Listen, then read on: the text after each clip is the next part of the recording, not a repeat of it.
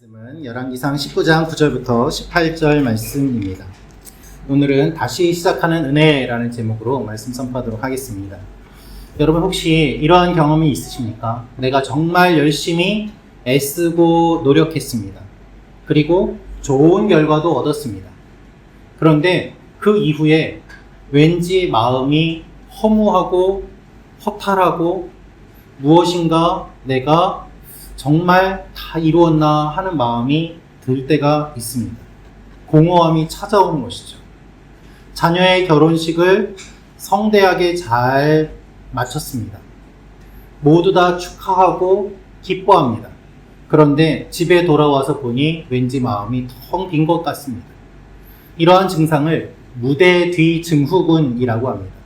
정신과에서 정식으로 사용하는 명칭은 아닙니다만은 일반적으로 심리학에서 많이 사용하기도 합니다. 공연이나 발표가 끝나고 허무나 우울이나 불안이 찾아오는 상태를 말하는 것이죠. 현대인들은 열심히 살지만 어느 순간 이와 같은 상황을 맞이할 때가 종종 있습니다. 내가 열심히 노력하고 있지만 어느 순간 내가 왜 이렇게 살고 있지? 라는 마음이 드는 것이죠. 혹시 여러분 가운데도 그와 같은 마음을 가져보신 적이 있습니까? 오늘 말씀은 그러한 상황을 겪고 있는 한 사람의 이야기입니다. 선지자 엘리야는 가장 위대한 승리를 거두었습니다. 바알 선지자, 아세라 선지자 450명, 400명 모두 850명과 혼자서 싸워서 승리를 하였던 사람입니다. 하나님께 기도하였을 때 하늘에서 불이 내려왔습니다. 그리고 엄청난 승리를 맛본 이후에 그는 이세벨이라는 한 여인의 위협에 두려움을 느끼고 도망칩니다. 무려 400km나 넘는 거리를 도망치며 나라의 끝에 이르게 되고 아무도 모르는 곳으로 숨어드는 모습을 보입니다.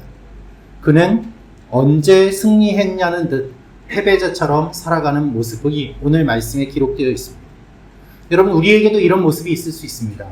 예전에는 열심히 기도했습니다. 하나님의 일도 열심히 했습니다. 교회 봉사도 열심히 섬겼습니다. 선교도 하고 봉사도 하고 복음도 전했는데 어느 순간 예배의 자리에 그저 조용히 앉아 있다가 축도 시간에 나가는 나의 모습이 있을 수 있다는 것이죠. 예배 드리러 갈까 고민과 갈등을 하다가 겨우 교회에 와서 앉아 있는 나의 모습을 볼 때가 있습니다. 피곤하고 지치고 연약하고 힘이 없이 주님 앞에 무기력한 모습을 보일 때도 많이 있습니다. 여러분, 이러한 모습이 있을 수는 있지만 언제까지 이 모습이 반복되어야 되겠습니까? 기억하십시오. 우리 하나님은 우리의 모든 그러한 순간과 우리의 마음까지도 다 보고 계십니다. 우리가 동굴로 숨은 그 순간에도 사람들을 피해 하나님을 피해 저 깊은 곳으로 들어간 그 순간에도 우리 등 뒤에서 세밀한 음성으로 말씀해 주십니다. 이것이 주님의 사랑인 것이죠. 오늘 주님께서는 엘리야를 그렇게 불러주십니다. 이 엘리야는 회복되고 다시 하나님의 일을 감당하게 됩니다. 이 말씀을 통해서 우리에게 주시는 하나님의 마음이 우리에게도 동일하게 전해지기를 주님의 이름으로 축원합니다. 먼저 우리가 기억할 것은 원점으로 돌아가야 한다는 것입니다. 이 열왕기상 19장 9절부터 10절 말씀을 같이 읽겠습니다. 엘리야가 그곳 굴에 들어가 거기서 머물더니 여호와의 말씀이 그에게 임하여 이르시되 엘리야야 내가 어찌하여 여기 있느냐? 그가 대답하되 내가 만군의 하나님 여호와께 열심히 유별하오니 이는 이스라엘 자손이 주의 언약을 버리고 주의 제단을 헐며 칼로 주의 선지자들을 죽였음이오며 오직 나만 남았거늘 그들이 내 생명을 찾아 빼앗으려 하나이다. 아멘. 엘리야를 죽이려고 하는 그 소식을 듣고 엘리야는 도망쳤습니다. 그가 아무것도 하지 못하고 쓰러져 있을 때 하나님이 먹을 것을 주시고 그가 40일 동안 회복이 어느 정도 된 다음에 내려간 곳이 하나님의 산 호렙이라는 곳입니다. 그리고 이 호렙에서 오늘 말씀이 시작되는 것을 볼 수 있습니다. 그가 호렙에 있는 굴에 들어가서 거기서 머무는데요. 여러분, 특별히 우리 남성분들이 주로 굴 속에 혼자 들어갈 때가 많이 있습니다. 어떤 문제가 있을 때, 힘들 때 혼자 굴로 들어갑니다. 여러분, 우리 남편들이 제일 무서워하는 말이 무엇인지 아십니까? 여보, 얘기 좀 해. 이 말이에요. 여보, 이야기 좀 해. 그런 말을 들으면 속으로 온갖 생각이 다 듭니다. 무슨 말을 하려고 하는 걸까? 언제적 이야기를 하려고 하는 걸까? 내가 어떻게 반응해야 될까? 여러 생각이 들면서 두렵죠. 여러분, 남성은요, 고민이 있으면 불 속으로 들어가요. 혼자 해결하려고 해요. 여성은 이야기하면서 같이 해결하려고 해요. 이 차이가 있습니다. 굴 안에 있는 사람을 자꾸 끌어내는 거예요. 그래서 안 받죠. 맞춰가야 되는 부분이 있습니다.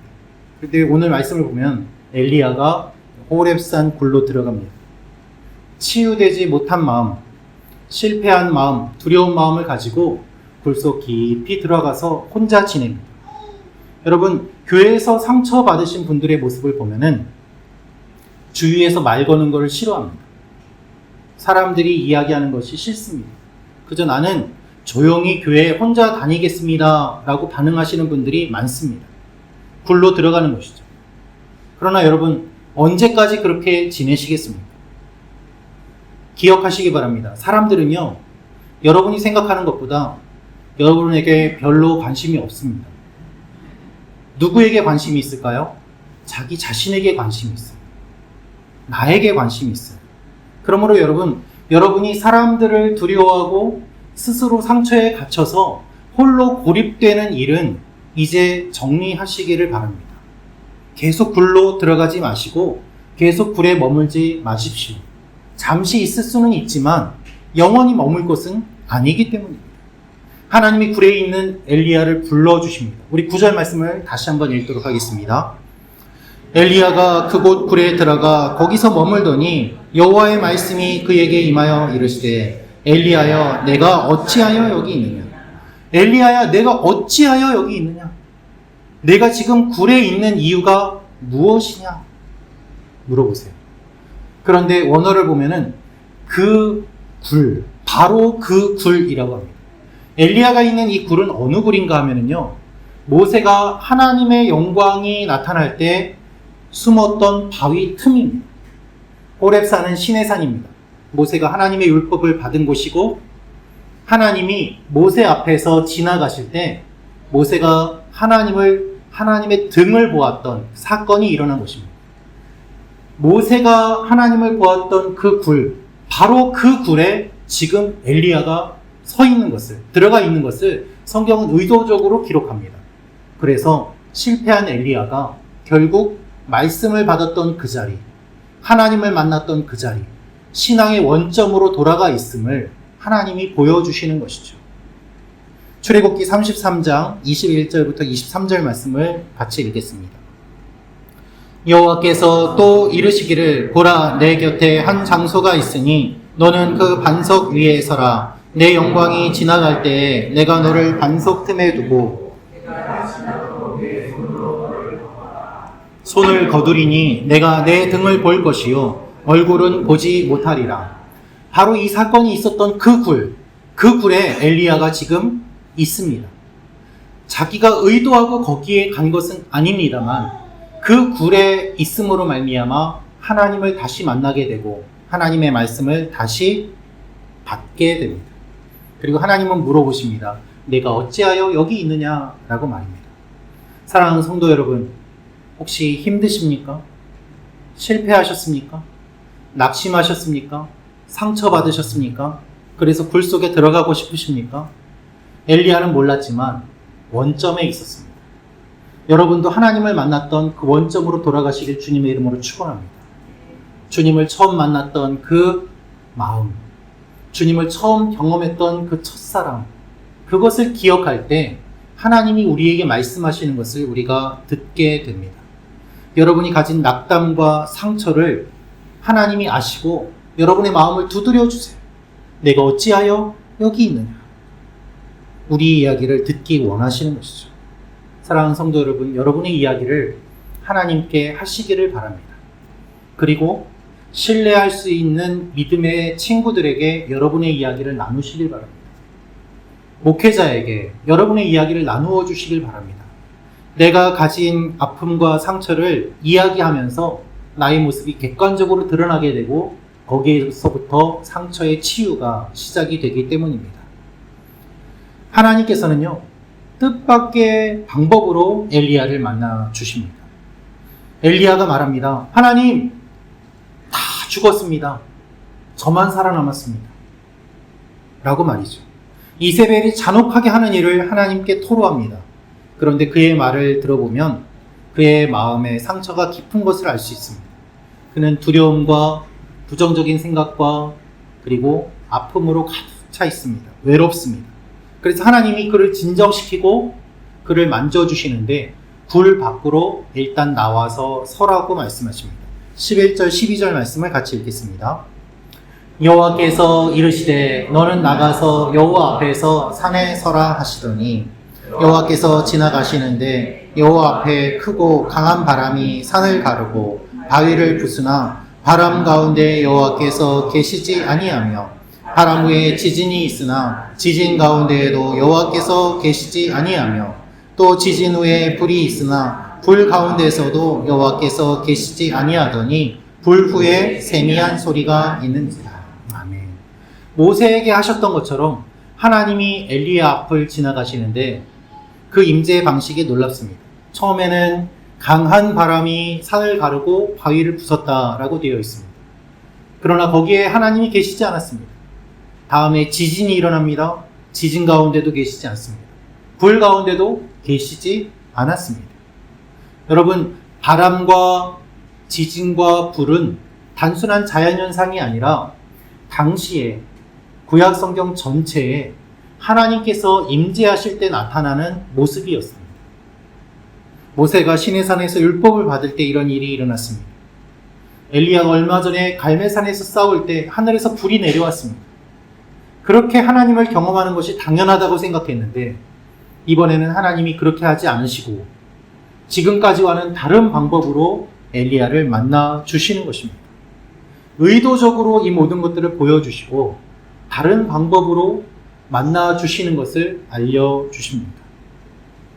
문자적으로는 얇은 고요한 소리, 즉 부드러운 속삭임으로 하나님이 엘리야를 만나 주시는 것이죠. 여러분, 우리는요, 바람 속에서 주님을 만나려고 합니다. 불 속에서 주님을 만나려고 합니다. 성령 집회나 여러 집회를 통해서 뜨겁게 기도하면서 어떤 행사를 통해서 주님을 만나려고 합니다. 몸이 떨리기도 하고 알아들을 수 없는 방언을 받아서 내가 주님을 만났다고 생각하기도 합니다. 그러나 여러분, 영적인 체험은 하나의 선물일 뿐이에요. 주님을 만나는 여러 방법 중에 하나일 뿐입니다.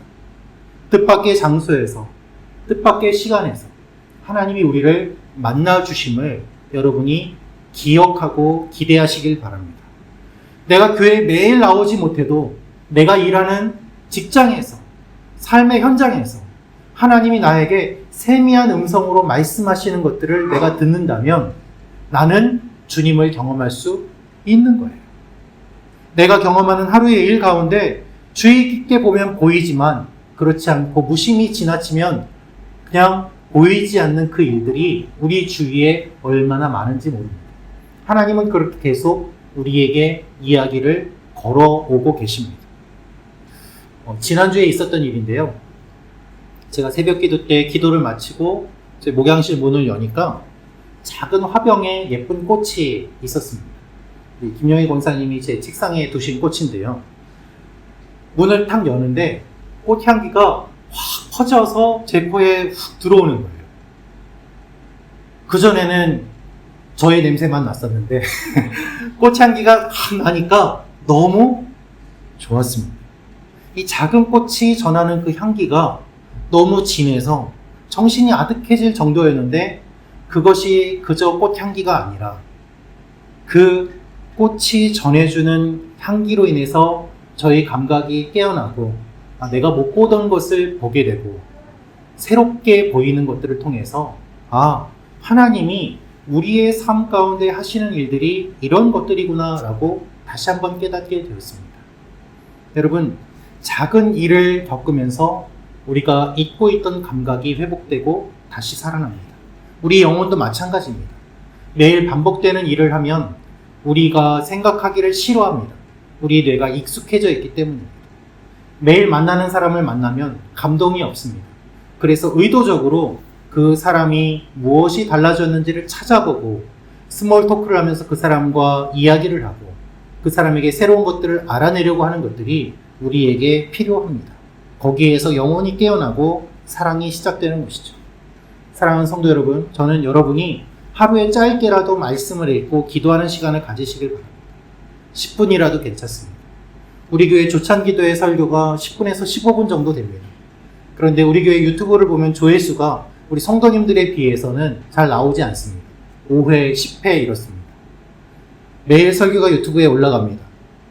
우리 성도님들께서 점심 식사 마치고 짧은 시간이라도 그날의 말씀을 잠깐이라도 들으면서 하나님의 일을 생각하신다면 하나님께서 여러분의 삶 가운데 새로운 일들을 분명히 이루실 줄로 믿습니다.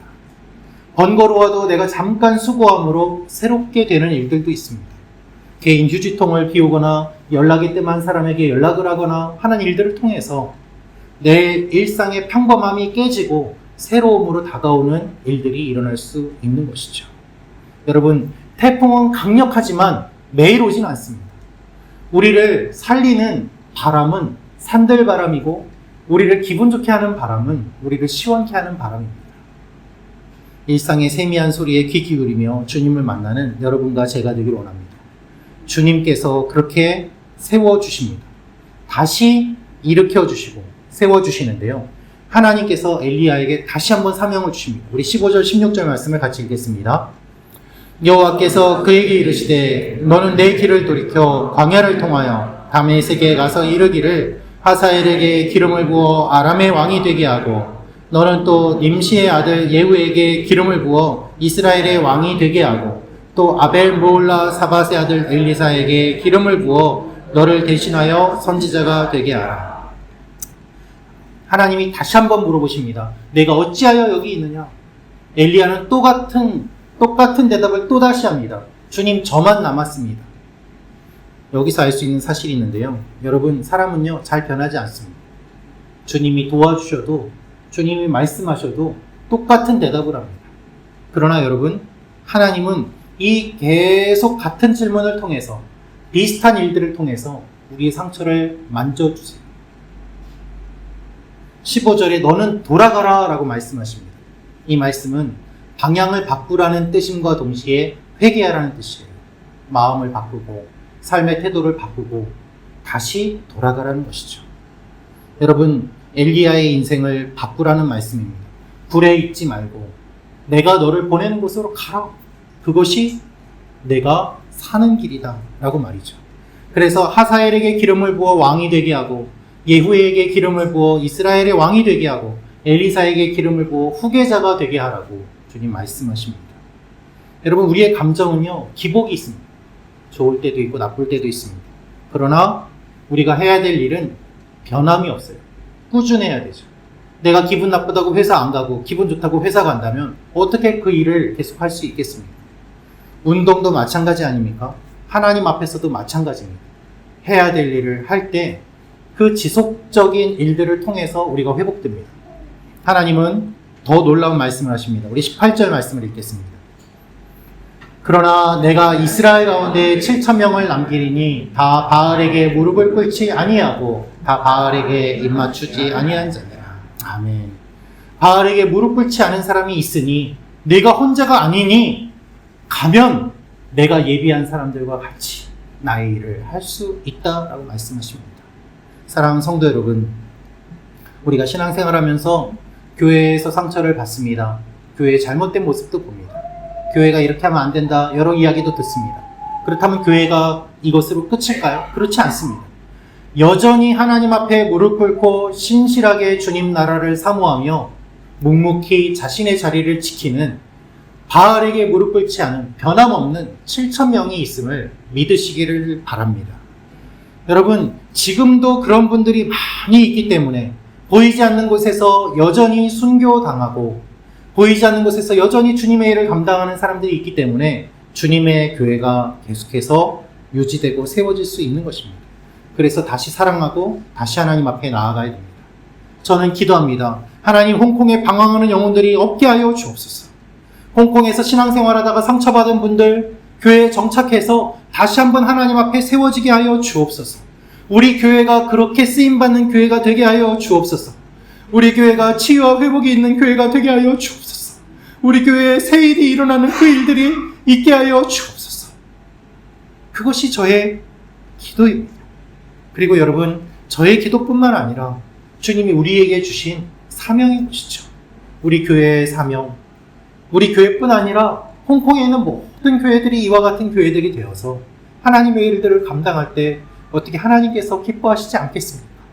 사람이 모이는 것으로 기뻐하는 것이 아니라 세워지고 살아나는 그 일들로 통해서 하나님이 기뻐하시는 그 일들, 그것이 하나님께서 우리에게 원하시는 것 아니겠습니까? 동굴을 나와서 엘리야가 길을 떠납니다. 바람도 아니고 지진도 아니고 불도 아닌 세밀한 음성은 무엇보다도 강한 확신과 새힘을 주었습니다. 여러분, 우리에게 힘이 되는 소리는요, 정치인들이 외치는 큰 소리가 아니에요. 우리에게 힘이 되는 가장 큰 소리는 무엇인가 하면 내 귀에 대고 속삭이는 자녀의 엄마 사랑해요, 아빠 사랑해요, 그 한마디예요. 그것이 우리에게 가장 큰 힘이 되지 않습니까? 하나님이 우리에게 불과 바람과 태풍을 보내주시지 않으셔도 날마다 세미하게 내가 너를 사랑한다 하는 그 말씀을 통해서 우리가 힘을 얻고 살아갈 수 있는 것입니다. 오늘도 이 주님의 음성에 귀를 기울이며 잠시 눈을 감고 과거의 상처라는 동굴에서 나와 새로운 아침을 향해 나아가는 여러분과 제가 되기를 원합니다. 새 일이 일어나고 새 날이 주어지고 하나님께서 우리와 함께 하심을 기억하며 주님 앞에 나아가는 그 일들을 경험할 때 우리 가운데 하나님 홀로 영광 받으시게 될 것입니다. 같이 기도하겠습니다. 이 시간에 기도할 때 우리 하나님 앞에 이렇게 기도하기 원합니다. 하나님, 내가 상처와 과거에 얽매이지 않게 하여 주옵소서. 뒤를 바라보지 않게 하여 주옵소서. 그런즉 누구든지 그리스도 안에 있으면 새로운 피조물이라 이전 것은 지나갔으니 보라 새 것이 되었도다. 하나님께서 우리에게 말씀하시는 말씀에 귀를 기울이며 한 마음으로 주님을 섬기고 교회를 섬기고 이웃을 섬기며 나아가는 우리가 되게 도와 주옵소서. 나의 상처에만 얽매여 있는 것이 아니라 하나님께서 원하시는 사명을 감당하며 나아가는 우리가 되게 도와 주시옵소서. 주여 한번 외치며 기도하며 나아가겠습니다. 주여! 하나님 함께하여 주시길 원합니다. 아버지 하나님, 우리 가운데 말씀하신 하나님을 다시 한번 바라보게 도와주시고 아버지 하나님, 회복시켜 주시는 하나님의 은혜, 다시 시작하는 은혜를 우리가 경험하게 하여 주옵소서. 주님을 사모하며 나아가오니 주님께서 우리 가운데 함께하여 주시고 하나님의 역사와 영광이 우리 가운데 나타나게 도와주시옵소서. 아버지 하나님, 우리와 함께하여 주시고 이번 한 주도 하나님과 동행하며 나아가는 하나님의 사람들이 되게 도와주옵소서. 아버지 하나님, 역사하여 주시옵소서. 참 좋으신 아버지 하나님, 상처로 말미암아 굴 속에 들어있던 엘리야를 주님께서 불러주시고 다시 한번 세워주시고 일으켜주심을 감사합니다. 우리도 우리의 굴에서 나와서 이제 하나님의 일들을 감당하게 도와주시고 나만 바라보는 것이 아니라 하나님을 바라보고 이웃을 바라보며 과거를 바라보지 아니하고 미래를 바라보며 하나님 앞에 세워지는 귀한 일들이 일어나게 하여 주옵소서. 이번 한 주도 주님과 동행하기를 원하며 주님께서 함께 하실 것을 믿고 감사드리며 예수님의 이름으로 기도합니다. 아멘.